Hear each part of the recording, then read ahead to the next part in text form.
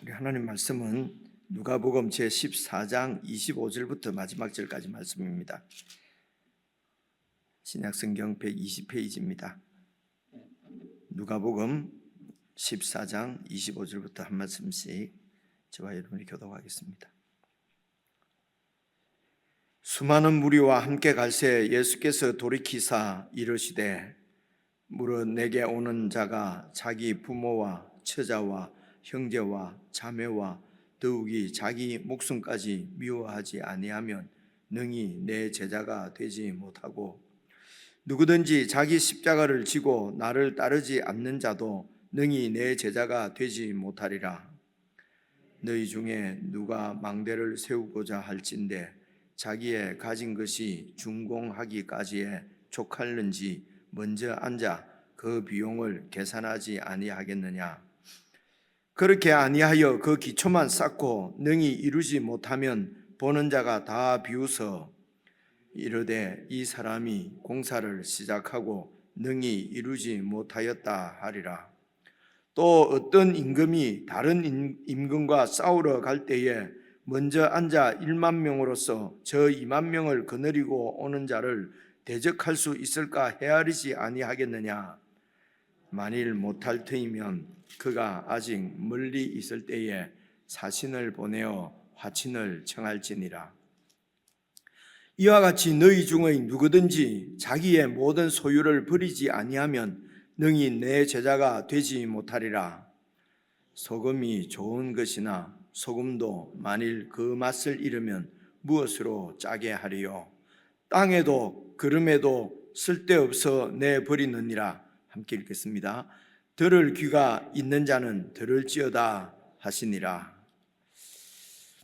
오늘 우리가 묵상할 함께 읽은 말씀은 예수님께서 이제 그 제자들에게 하신 말씀 아닙니까? 예수님께서 우리에게 하시는 말씀이거든요. 근데 마지막 말씀이 참 의미가 심장하다라고 생각이 되면서도 주목해야 될 말씀 아닌가 싶습니다. 들을 귀가 있는 자는 들을지어다. 그러니까 들어도 듣지 못하는 경우가 많이 있다는 그런 뜻 아니겠습니까? 그래서 사도 바울이나 또 베드로나 여러 사도들, 제자들이 우리에게 이렇게 그 교회에 가르친 그들의 말씀은 다 예수 그리스도의 복음이거든요. 그래서 모든 다른 서신서나 다른 또 구약이나 모든 성경의 그 중심은 예수 그리스도께서 하신 말씀입니다. 그 말씀이 여러 번 말씀드렸습니다만 예수님의 말씀이 왜 중요하냐면요, 그냥 이 세상의 어떤 성현의 말씀이다 이러면은 다른 성현들도 많이 있지 않겠습니까? 그래서 그 성현들 중에서 어떤 분이 가장 이렇게 위대하고 가장 크신가 하는 것은 이제 사람마다 민족마다 선호도가 다를 수가 있지요. 이분이 더 좋으면 이분 말씀을 따르고 저분이 좋으면 저분 말씀을 따를 수 있습니다. 근데 예수님은 그런 성현 중에 한 말씀이 한 분이 아니시고 하나님의 아들입니다. 이런 얘기는 우리가 교리적으로 배우고 고백하고 이렇게 하거든요. 그러면 하나님의 아들로서 이 땅에 있는 성현하고 완전히 다르다는 것은 예수님께서 요한복음에서 하신 말씀에서 힌트를 찾을 수가 있습니다. 위로부터 온 자는 나밖에 없다 말씀하시고, 그래서 위의 일을, 하늘의 일을 아는 자는 나밖에 없다. 그 하늘의 일을 이 땅에 있는 그 백성들에게, 이 땅에 있는 사람들에게 전하기 위해서 하늘로부터 오신 분이고, 우리 모두는 땅에서 났기 때문에 성현들도 다 땅에서 났지요. 그래서 이 땅에서 가장 위대하고 또 이 땅의 일에서 가장 현명하고 현자일 수는 있지만 하늘의 일은 이제 모른다는 그런 말씀이거든요. 그래서 예수님께서 제자들에게 쭉 이렇게 하신 말씀을 이제 누가복음은 누가가 깨달은 대로, 또 마태복음은 마태가 깨달은 대로 그렇게 해서 사람의 일이 이제 된 거죠. 우리에게 전해주는 말씀이거든요. 그래서 핵심은 이렇게 예수님 말씀이, 예수님께서 쭉 하시는 말씀이 나올 때는 우리가 가슴이 두근거려야 되고, 그렇죠? 예수님께서 무슨 말씀을 하셨는가? 내가 2000년 전에 그때 태어났으면, 그때 혹 하나님의 은혜를 입었으면 직접 예수님의 그 말씀을 이제 이렇게 들었을 텐데, 지금 이제 오늘 2000년 후에 이렇게 이 제자들을 통해서 기록되어진 말씀을 우리가 듣는 거죠. 아쉬울 수가 있어요. 또 어떻게 생각하면 그때 예수님한테 직접 들은 사람들은 들을 기가 없어서 듣지 못할 수도 있는데, 또 2000년이라는 세월이 지나면서 많은 또 이런 그 하나님의 사람들을 통해서 이렇게 많이 설명이 되어지고 또 이렇게 가르쳐져서 이제 좀 더 쉽게, 좀 더 예수님께서 하신 원래의 하늘 일에 대해서 좀 더 잘 이렇게 깨달을 수 있는 그런 시대니까 또 돌이켜 보면은 더 은혜일 수도 있지요. 어쨌든 예수님의 말씀이다. 예수님의 말씀에 집중을 좀 하시면 좋겠다, 이런 말씀 드리고요. 그래서 오늘 25절 보시면은 수많은 무리가 함께 이제 이렇게 갑니다. 함께 갈새 예수님께서 이렇게 돌이키시고 이르시되, 이제 돌이켜서 이제 제자들에게, 아마 가까이 있는 자들에게 이렇게 말씀을 하셨다는 그런 말씀이거든요. 제자들에게 이제 하신 말씀인데, 지금 이 말씀이 이제 계속 묵상을 해오셨기 때문에 이 점에서 지금 이 말씀이 이 누가복음에서 어느 위치 정도에 와 있는지는 다시 한번 점검하는 것이 말씀을 이해하는데 좀 도움이 될 것 같다, 이런 생각을 했습니다. 우선은 말입니다. 이러면 9장 51절을 한번 보십시오. 앞으로 조금 넘겼어요. 9장 51절 앞으로 넘깁니다. 성경책을. 그래서 여러분 성경책을 어쨌든 중심으로 하시는 것이 좋습니다. 이게 본문 나와 있는 우리 매일 성경 하면은 찾기가 조금 어려울 수 있어요. 자, 9장 51절입니다. 찾으셨지요? 예수께서 성천하실 기약이 차감해 예루살렘을 향하여 올라가기로 굳게 결심하시고, 그러니까 지금 14장에 오늘 이제 예수님이 가시는 길은 예루살렘을 향해서 가시는 길입니다. 그죠? 근데 그 부분이, 그래서 예수님이 공생애가 3년이라고 얘기를 하지 않습니까? 그죠? 근데 이제 오늘 이 9장 51절부터 이 길이 바로 이제 사역을 주로 하신 데가 갈릴리 쪽이시거든요. 그 북쪽의 갈릴리, 가브나움을 중심으로 해서 사역을 하시다가 이제 지도로 보면은 예루살렘으로 가는 길이 내려가는 길입니다. 근데 지도는 내려가는 것이고요. 이제 서울로 갈 때는 전부 다 서울로 상경한다 이러잖아요. 평양에서도 옛날에 이제 한양으로 오면 상경이고요. 경상도에서 올라가면 상경이고. 그래서 여기서 예루살렘으로 이제 향하여 올라가는 것입니다. 북쪽에서 내려오는 것 같지만은 예루살렘으로 가는 길인데, 왜 그러냐면요, 성천하실 기약이 차감해. 그래서 이게 이제 3년 중에 마지막 예루살렘 여행길이지요. 그렇죠? 이거는 분명하지요. 근데 그래서 이 지금 올라가는 예루살렘 길이 성천을 어떻게 하십니까? 죽어서 십자가에 죽고 부활하셔서 이제 하나님 곁으로 가시는 것이거든요. 그래서 하늘로 쫙 올라가서 명왕성, 회왕성 안에 또 무슨 별이 또 아직 우리가 발견하지 못한 별이 어디에 있는 것이 아니고 완전히 차원이 다른 세계로 들어가시는 것이죠. 그것은 일반적으로 우리가 죽어서 가는 그 나라를 얘기하는 것입니다. 그죠? 그게 이제 거기에 골로새서 말씀드리면서도 말씀드렸지만은 위의 것을 찾으라. 거기에는 하나님과 예수 그리스도께서, 예수님께서 하나님 우편에 앉아 계신 그곳이라 말입니다. 그죠? 그래서 그곳은 하늘은 지금 어떤 공간적으로 이 세상에, 이 우주에 속한 공간이 아니고 다른 차원입니다. 그거는 영원한, 하나님이 이 세상을, 시공간의 지배를 받는 이 세상을 지으시기 이전부터 계셨던 그 세상입니다. 그죠? 그리고 그 세상은 시작도 끝도 없는 세상이에요. 거기서 살고 있는 그 존재들은 시작도 끝도 없는 그런 이 세상의 공간의 지배를 받지 않는, 우리가 그걸 영물이라 그러지요. 그죠? 천사가 그렇고요. 그리고 거기에 그런 세계에 있는 영물 중에 하나가, 그래서 악한 천사, 사탄, 귀신이 다 이제 그런 이제 세상 세계에 있단 말입니다. 제가 또 말이 길어지는데, 여러분 이런 부분을 잘 이렇게 그냥 기본적으로 우리가 갖고 있어야, 이런 개념을 가지고 있어야 성경을 읽으면은 이해가 오고 보이거든요. 그런데 그렇게 되지 않으니까 늘 읽어도 그냥 땅의 일로 이해를 하는 거예요. 예수님의 말씀을.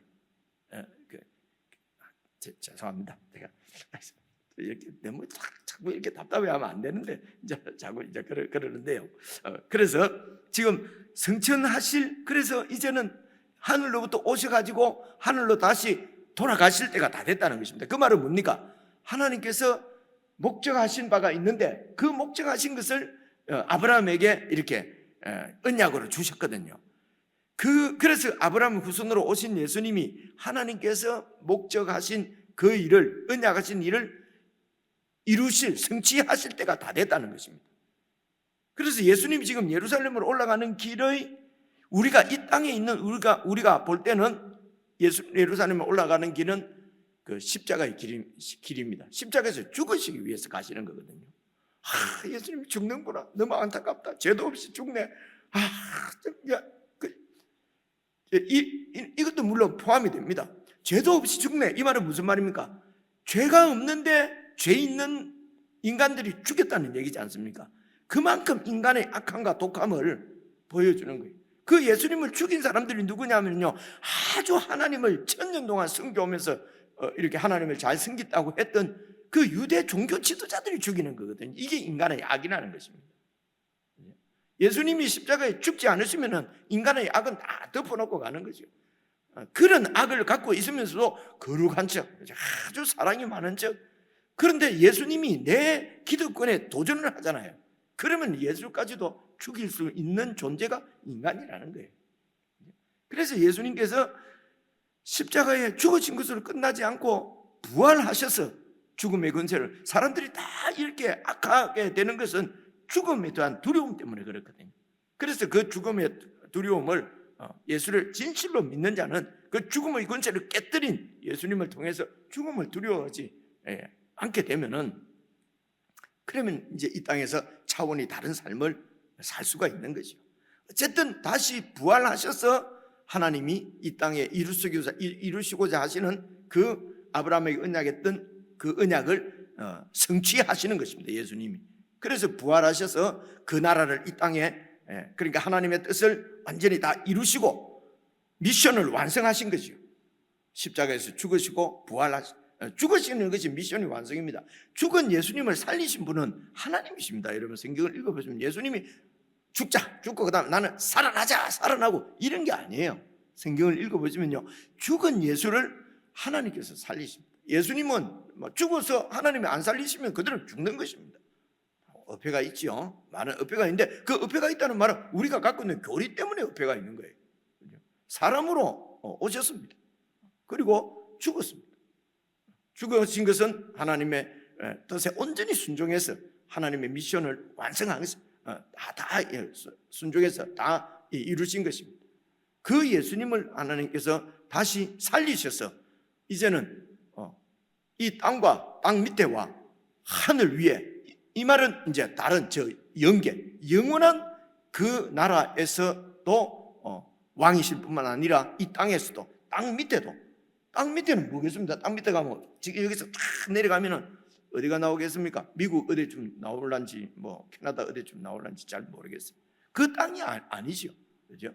그 하늘과 대비되는 그 악한 천사들이 있는 그런 거기 음부의 권세까지도 다 예수님께서 왕이 되시는 그 놀라운 권세를 하나님이 예수님에게 주셨다.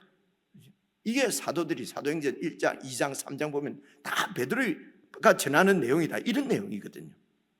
그렇습니다. 그래서 이제 예루살렘으로 이제 이렇게 올라가는 길이 그런 길이다라고 생각을 하시고요.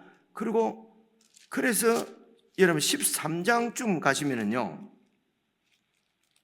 13장에 가시면은 이게 13장에서도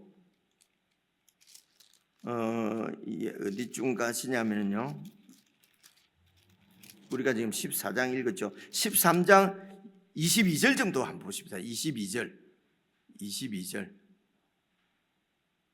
13장 22절 보시면요, 자 보십시오. 예수께서 각 성, 각 마을로 다니사 가르치시며 예루살렘으로 여행하시더니, 13장에서 지금 이제 13장 이전까지 쭉 9장부터 보시면요, 다 이렇게 그 하시는 일이 하나님 나라가, 예수님이 이 땅에 왕으로 오신 하나님 나라가 임한 것을 선포하시는 것입니다. 그것은 귀신을 쫓아내고 병든 자를 고치시고 선포하시고, 그리고 그 하나님 나라가 어떤 것인지 가르치시고, 그리고 각 성마다 각 마을마다 다니시면서 전파하시고. 그래서 예수님의 사역이 병을 고치시고 가르치시고 전파하시고 이렇게 하는 것입니다. 그게 뭐냐면 하나님 나라를 선포하시고 가르치시고 전파하신다는 뜻이에요. 병 고치러 다니시는 게 아니고요. 그죠? 귀신 쫓아내려 다니시는 것이 아니고, 귀신을 쫓아내고 병을 고친 것은 그 귀신이 붙잡고 있는 이 세상은 귀신이 왕으로 지금 통치하고 있다. 그래서 인간들이 귀신의 종이 되어서 그렇게 서로 싸우고 분쟁하고 그렇게 불행하게 살고 있다는 것입니다. 그런 나라에 예수님이 왕으로 딱 오시니까 도망가는 거죠, 이게. 그런 것을 보여주는 것이, 직접 눈으로 그들에게 보여주는, 하나님 나라가 임한 것을 보여주는 것이 축기 사건이고 치유 사건이에요. 그러고 나서는 반드시 하나님 나라가 어떤 나라인지 가르치십니다. 그리고 각 성마다 각 마을마다 다니시면서 전하는 것입니다. 그죠? 그건 전파하시는 것이죠. 분명히 이해가 오시죠, 그죠? 온다고 좀 해주세요. 그죠? 그래서 예루살렘으로 여행하시는 것을 다시 한번 또 이렇게 주지시키시고, 지금 예루살렘으로 가시는 길입니다. 그래서 예루살렘에 가셔서 이루시는 일이 하나님 나라거든요. 그죠? 죽으시고 부활하셔서 이 땅에 이루실 나라가 하나님 나라인데, 그 하나님 나라는 완전히 이 세상하고 별개의 나라가 아니고 이 세상에 이루어져야 될 나라라고 하는 것을 제자들에게 가르치시는 거예요. 그러니까 어려운 거예요. 세상 나라를 얘기하면 너무 이해가 쉽겠는데, 세상에서 좀 더 잘 살고 좀 더 도덕적이고 윤리적으로 살고 이러면 이해가 오는데, 그 세상 나라 아니고 하늘 얘기를 자꾸 하니까 이게 너무 어려운 거예요. 그렇습니다. 자, 그래서 23절 보면 어떤 사람이 여짜오되 주여 구원받는 자가 적습니까? 이래요. 그러니까 이게 누가 그런지는 모르겠는데, 예수님 얘기를 들어보니까 어째 이게 구원받는 사람이 많을 것 같지가 않아요. 여러분 그런 생각 들지 않습니까? 성경을 잘 배우면요, 야 이거 내가 구원받겠나 이런 생각이 들어요. 성경을 처음 배우면요, 확신이 있다만 모든 사람이 구원받는다 이럽니다. 근데 예수님 말씀을 계속 공부해보면, 야 이거 누가 구원받겠나 이렇게 되는 거예요. 그래서 앞에는 복음이고 뒤에는 안 복음입니까? 이게 참 어렵죠. 그래서 더 보셔야 됩니다. 구원받는 자가 적습니까? 하니까 그래 적다, 5%다 이렇게 말씀 안 하시고 24절입니다. 좁은 문으로 들어가기를 힘쓰라 이러거든요. 좁은 문으로 들어가기를 힘쓰라. 그러면서 이제 쭉 얘기를 합니다. 말씀을 하십니다. 나는 좁은 길, 좁은 길 너무 힘들고 어렵고 힘든 길, 아니 뭐 편하게 잘 사는 길 있는데 왜 예수님이 힘든 길로만 가라. 그래서 이 좁은 길은 힘든 길, 어렵고 십자가 지고 가는 눈물의 길, 이렇게만 이해할 수가 없어요. 좁은 길은 다른 길입니다. 많은 사람들이 가는 그런 길이 아니고 다른 가치를 가지고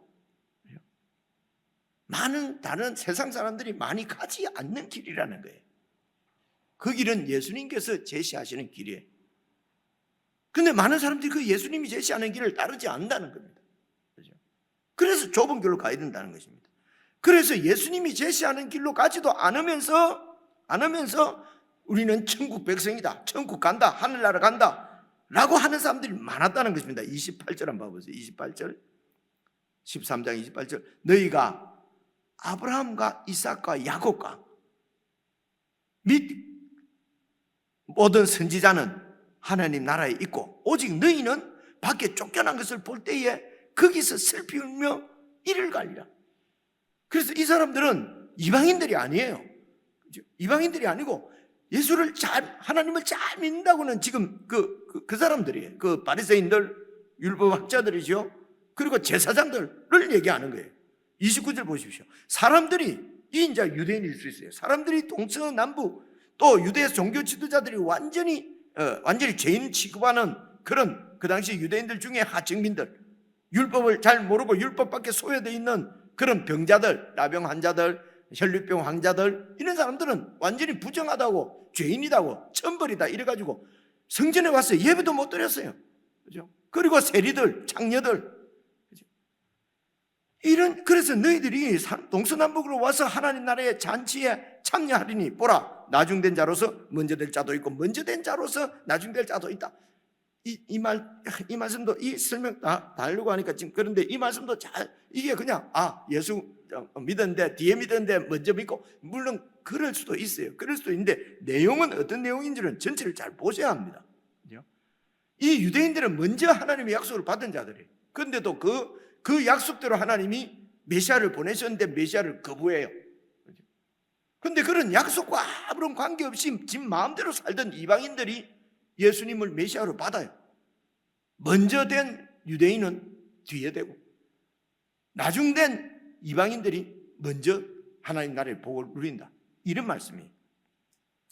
이제 이 얘기를 하니까 31절 보시면요, 그때 어떤 바리새인들이 여기를 떠나소서 이런 말을 하지요. 그리고 14장 1절 한번 봐보시죠. 14장 1절 보시면요, 안식일에 예수께서 한 바리새인 지도자의 집에 잡수시러 들어가시니 그들이 엿보고 있다. 안식일입니다. 그래서 하나님께서 아브라함에게 약속하신 이 땅에 정말 하나님께서 이루고자 하는 하나님 나라의 그 핵심적인 본질은 안식입니다. 진짜로 좋은 거잖아요. 평안하고 안식일. 그래, 안식일은 그래서 여러분, 안식일에 수종병이 들린 자가 얼마나 안식이 없는 사람입니까? 그죠? 근데 이 수종병자를 예수님께서 치유해 고쳐주십니다. 그래서 진정한 안식으로 들어가게 하시는 것이죠. 그래서 하나님께서 이 세상에 죄악으로 안식을 누리지 못하는 그런 인간들을 고쳐주시러, 치유해 주시러 오신 것이에요. 그래서 안식일날 그렇게 치유를 해 주십니다. 그런데 여러분 아시는 대로 바리새인들이 그이들이 이르되 3절 보시면요, 바리새인들에게 이르시되 안식일에 병 고쳐주는 것이 합당하냐 아니냐. 그러면서 5절에 너희 중에 누가 안식일에 네 아들이나 소나 우물에 빠졌으면 건져내지 않겠느냐. 근데 이 수종병 든 사람은 안식일에 고치지 말라고 하니 그게 무슨 얘기냐. 안식일은 이렇게 치유를 받아서 안식을 누리는 것이 안식일인데, 그러니까 이 바리새인들이 거꾸로 알고 있네, 거꾸로. 그죠? 근데 그 바리새인들 보고 뭐라고 할 수가 없는 게 7절 이제 이래서 예화를 드는 거예요. 청함을 받은 사람이 높은 자리에 택함을 보시고, 그래서 11절 무릇 자기를 높이는 자는 낮아지고 자기를 낮추는 자는 높아지리라. 이 말이 이해가 안 오는 거예요. 지금 우리가 높은 데 안 앉고 짝 밑에 앉고 겸손하고 겸손해야 된다, 이런 뜻이 아니에요. 세상과 완전히, 세상에는 어떻게 하든지 높은 자리에 앉기 위해서 치열하게 싸우는 것이 세상 나라지 않습니까? 어떻게 하든지 높은 자리에 앉으려고, 그죠? 그래서 집사보다는 안수 집사보다는 장로보다는 더 높은 게 목사 같으니까 잘 안 되면 그냥 한 3년 밖에 나가서 공부하고 오면 목사 돼버리고, 그럼 제일 높은 줄 알아요. 만약에 그렇게 목사 일을 하고 있다면 아닌 거예요. 그죠? 그건 하나님 나라가 아니라는 거예요. 그런데도 15절 보시면요, 함께 예수님과 먹는 사람 중에, 식사 교제를 하는 사람 중에 하나가 이 말을 듣고 이르되 무릇 하나님 나라에서 떡을 먹는 자는 복됩니다. 이 말은 뭡니까? 우리가 하나님 나라에서 지금 떡을 먹는 거예요. 이 바리새인 지도자들이에요. 그러니까 그 하나님 나라 종말에 임할 하나님의 나라를 지금 이야기하는 이 사람들은 그 나라에서 떡을 먹는 자, 우리는 천국에 다 들어간다는 확신을 갖고 있는 거예요. 그죠? 이 사람. 그러니까 그런 여러 가지 종교 활동이나 그리고 율법 선생이고, 꼭 내 같은 사람들. 여러분, 제가 천국 안 가면 누가 가겠어요? 여러분 같은 분들이 천국 안 가면 누가 가겠어요?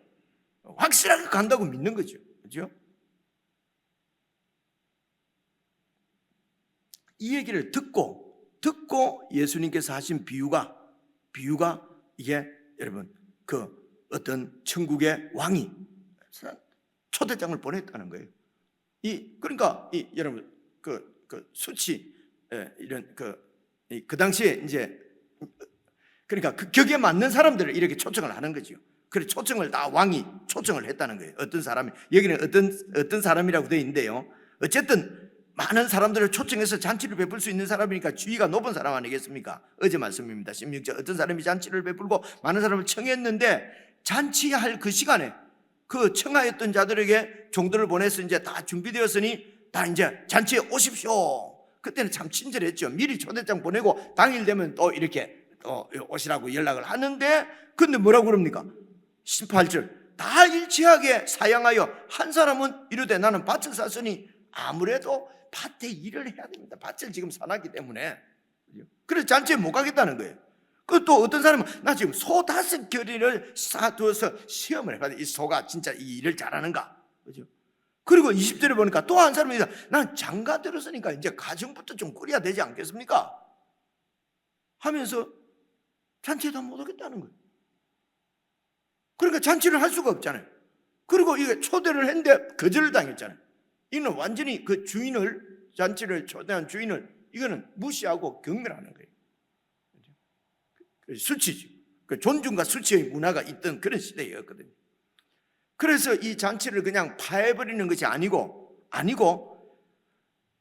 21절을 보시면요, 종이 들어와 주인에게 그들을 보고하니 이에 집주인이 노하여 그 종에게 이르되 빨리 시내의 거리와 골목으로 나가서 가난한 자들 무슨 자들과 몸 불편한 자들과 맹인들과 저는 자들을 데려오라는 거예요. 이제 이 사람들은 그 당시 유대교에서는 완전히 천벌받은, 하나님께로부터 벌을 받은, 상종 못할, 구원은 절대로 못 받는, 천국에는 절대로 못 들어오는 부류들이 가난한 자, 몸 불편한 자, 맹인들, 저는 자들 이거든요. 그들을 다 데려오라는 거예요. 그래서 23절 주인이 종에게 이르되 길과 산 울타리로 나가서 사람을 강건해서 데려다가 내 집을 채워라. 24절입니다. 내가 너희에게 말하노니 전에 청하였던 그 사람들은 하나도 내 잔치를 맛보지 못하리라 하였다 하시니라. 전에 청하였던 그 사람들, 먼저 된 자들, 먼저 하나님의 언약을 받은 자들, 내 잔치에 하나도 못 들어온. 그래서 좁은 길로 들어가라 하면서 쭉 하신 말씀이 오늘 여기까지 온 거예요. 그 다음은 여러분 그냥 읽으면 아십니다.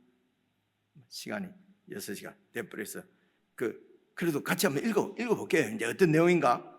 그래서 수많은 사람들이 예수님을 확 따라오는 거예요. 이 수많은 사람들이 다 천국에 못 들어오고 어떤 사람만 들어옵니까? 좁은 길로 가는 사람만 들어오는 거예요. 예수님께서 제시하는 하늘의 길로 오는 사람만 들어올 수 있다는 거예요. 그 길이 어떤 길입니까? 이 앞에 나는 세상 일이 바빴어. 그렇지? 내 지금 이게 뭐 나쁜 일이 아니잖아요. 아니 결혼해놓고 말이에요. 결혼했으면 신혼집을 잘 꾸려야죠. 그죠? 아내한테 잘해줘요. 남편한테도 잘하고.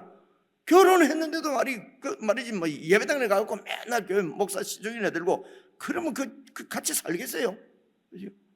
그리고 가정에서 말이지 소도 이렇게 좀 샀으면은 그 집안일도 잘 돌보고 이렇게 해야지. 집안일은 내팽개쳐버리고 말이지. 예수 믿는다고 그냥 맨날 금요일날 구역 예배하고 맨날 새벽기도 가버리고 주일날 가버리고 회사에서는 바빠서 일 한다고 하는데 수요 예배 간다고 그냥 가버리고 이러면은 그 어떻게 하겠어요? 이래 하는 게 맞지요, 그죠? 밭을 사뒀는데 그 밭을 누가 일을 해야지. 밭 사놓고 일도 안 하고 말이지. 맨날 예배 교회 나가고 이러면 안 되잖아요, 그죠? 이런 게 참 어려워요. 근데 이런 사람들은 아무도 못 들어온다는 거예요. 이런 것을 어떻게 이해를 해야 되겠냐는 것입니다, 그죠? 그래서 천국의 일이 간단한 것 같으면요, 성경 이래 두꺼운 필요가 없죠. 예수님께서 3년 동안 이렇게 가르치실 필요가 없죠. 그냥 두 줄로 딱 해버리면 되죠. 그냥 믿어라 구원이다 이래만 해보면 끝이잖아요. 근데 믿으면 구원받는다는 말이 틀린 말이 아니고 그게 어떤 뜻이냐 하는 것을 이렇게 지금 설명할 때, 그래서 한 부분만 봐갖고는 알 수가 없어요. 오늘 말씀도 마찬가지입니다. 그래서 그런 사람은 이 말입니다. 그래서 26절 보시면요, 물은 내게 오는 자가 자기 부모와 처자와 형제와 자매와 더욱이 자기 목숨까지 미워하지 아니하면 능히 내 제자가 되지 못하고, 이렇게 말씀하거든요. 그러니까 이런 말씀을 문자 그대로 다 받아들이면 이제 오직 집안일도 안 돌보고 그냥 예수 잘 믿으면은 이제 이렇게 될 수가 있죠, 그죠? 이렇게 될 수가 있습니다. 27절 보시면요, 누구든지 자기 십자가를 지고 나를 따르지 않는 자도 능히네. 그러니까 자기 십자가를 진다는 것이 어떤 뜻이냐? 자기 부모, 처자, 형제, 자매, 더욱이 자기 목숨까지도 예수님을 따르는 일보다는 덜 사랑해야 된다는 거예요. 그러니까 최우선 순위가 예수님을 따르는 것인데, 근데 그것이 그냥 무조건 예수님을 따르는 것이 아니라 그것이 최고의 가치가 되어야 된다. 다른 말로 예수님을 절대적으로 신뢰하지 않으면 예수님의 제자가 될 수 없다는 것입니다. 예수님을 절대적으로 신뢰를 해야, 그래야 이 예수님과 같이 갈 수가 있대. 그게 십자가의 길이니까요. 그래서 예수님이 가시는 길, 예수님께서 우리에게 전하시는 길은 좁은 문이기 때문에, 다시 말해서 세상과 완전히 반대되는 길입니다. 그래서 정반대의 삶의 방식을 요구합니다, 복음은. 그리고 정반대의 가치를 추구하는 것이 하나님 나라란 말입니다. 이 세상에서 추구하는 것과 반대의 가치를 추구하는 것이에요.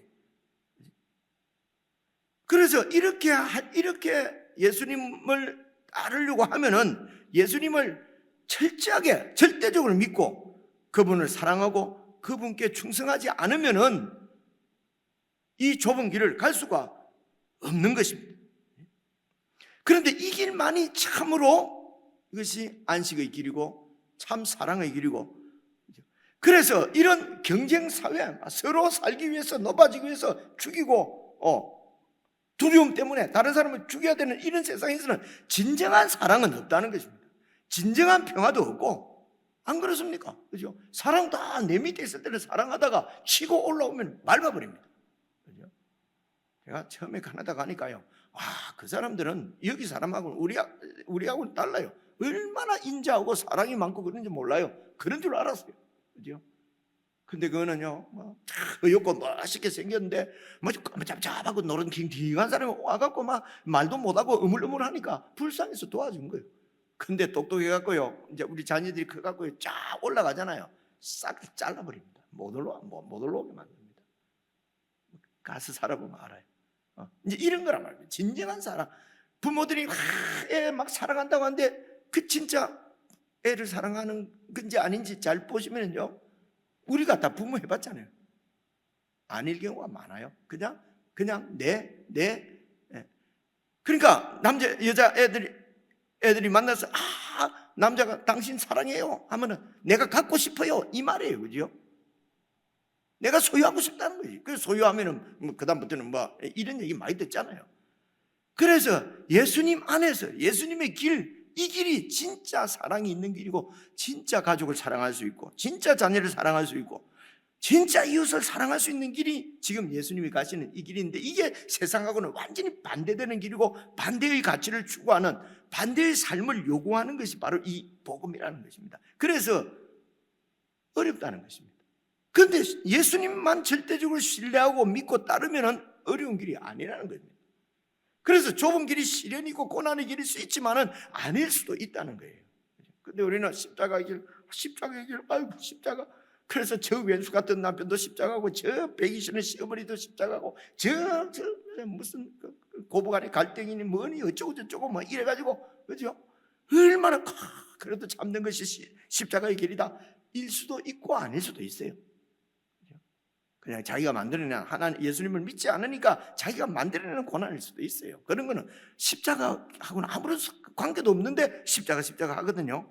문제가요, 28절 보시면은요, 8절부터 보시면은 망대를 짓는 사람이 돈이 얼마 들든지 예산도 안 세우고 해가지고 기초만 세워놓고 못하면 어떡하냐는 겁니다. 전쟁하는 사람이 저기 2만 명이고 나는 1만 명, 딱 정탐꾼을 보내갖고 2만 명 내가 이길 수 없구나 그러면 가서 화해를 해야지. 이길 수 없는데도 붙으면 얼마나 수치스럽냐. 그죠? 그래서 예수님을 따르는 것이 정말 이게 정말 죄송합니다. 이 세상 표현으로 하면 예수님을 따르는 이 길이 정말 남는 장사인지 아닌지, 남는 장사. 예수님을 따르는 것이 정말 가치 있는 일인지 아닌지를 잘 살펴보고 아니다 싶으면 따르지 말라는 것입니다. 어중간하게 하는 게 없어요. 그렇죠? 그러니까 성경을 잘 읽어보면은 잘 하나님 나라가 어떤 것인지 잘 얘기를 해서 내가 정말 예수님께 내 인생을 걸겠다 이렇게 되도록 복음을 전해야 되는데 믿으면 구원이다, 무조건 믿으면 구원이다, 일단 믿어놓으면 다 된다 이렇게 하는 것은 복음이 아니란 말입니다. 그런데도 제가 지금 성경을 그대로 읽어드리는데도 이게 안 맞잖아요. 그죠? 뭐가 아닌 것 같잖아요. 좁은 길이 아닌 것 같잖아요. 제가 성경을 안 읽고 제가 이런 얘기하면 최정식 목사의 견해는 뭔가 좀 더 레디컬하고 뭔가 좀 현실적이지 않고, 근데 그건 제 견해가 아니고요. 성경이 그렇게 얘기를 해요. 이제 개인적으로 목사한테 읽어보십시오. 잘 계산해서 따를 것인가 말 것인가. 따르려고 하면은 네 전부를 다 바쳐서 절대적인 가치라고 믿고 따라야 된다는 것입니다. 이렇게 하면은 이 세상에서는 도저히 못 살 것 같아요. 그냥 다른데 어디 수도원에서 살든지 세상하고는 담 쌓고 살든지 그래 해야 될 것 같단 말입니다. 그죠? 그래서 하시는 비유가 34절입니다. 소금이 좋은 것이지만은, 하나님 나라 백성 제자가 좋은 것이지만은 소금도 만일 그 맛을 잃으면 무엇으로 짜게 하리요? 땅에도 그름에도 쓸데없어 내버리느냐. 들을 기가 있는 자는 들을지어다. 그러니까 이런 다른 가치를 추구하는 삶을 수도원 가서 산골짜기 가서 사람들과 관계를 끊고 살아가는 것이 아니고 소금으로 음식에 맛을 내는, 근데 소금이 맛을 잃어버리면 음식이 들어가도 그죠? 그때는 거름도 땅도 이렇게 순화시키는 것을, 그러니까 그 퇴비 같은 거 이런 것을 소금을 썼나 봐요. 근데 이 소금이 짠맛이 다 빠져버렸어요. 염화칼슘인가 이런 게 다 빠져버려가지고 칼륨인가. 그리고 그러면 아무런 쓸데가 없다는 것입니다. 그래서 이런 제자의 삶, 이렇게 하나님 나라의 가치, 예수 그리스도의 가신 길을 추구하는 이런 삶을 저 수도원 가서 사는 것이 아니고 가정에서 살고, 그죠? 직장에서 살고 사회에서 그렇게 살아가라는 것입니다. 그게 소금입니다. 살아갈 때에 다른 가치를 추구하는 예수 그리스도의 제자로 그 삶을 살아가는 것입니다. 다른 삶의 방식으로 살아가는 것입니다. 그러면 그것을 짜게 만들고 그 토양을 좋게 만든다는 것이죠. 그래서 결론적으로는 오늘 말씀은 쉬운 얘기입니다. 다른 가치입니다. 그것은 예수 그리스도께서 예루살렘에 올라가시면서 가르쳐 주신 그 말씀이고, 예수님이 지신 십자가, 그것은 나를 부인하는 것입니다. 그래서 나를 부인하지 않으면은 예수님이 주님으로서 절대적으로 신뢰하고 따를 수 없기 때문에, 그럼 어떻게 살아야 되느냐? 매일매일 나를 부인하는 삶 훈련을 하는 것이죠. 그렇죠? 저도 다 주님께서 하실 텐데 또 내가 마저 만들면 안 되는 것처럼 막 이래 하는 것도, 저는 또 내려가면 또 주님 죄송합니다 하고 또 기도하거든요. 이게 아직 제 한계예요. 막 이렇게 아니 내가 이렇게까지 안 해도 될 것 같은데 주님이 알아서 다 여러분 가르치실 텐데, 이제 이런 회개도 하죠. 개인적으로 묵상하시겠습니다.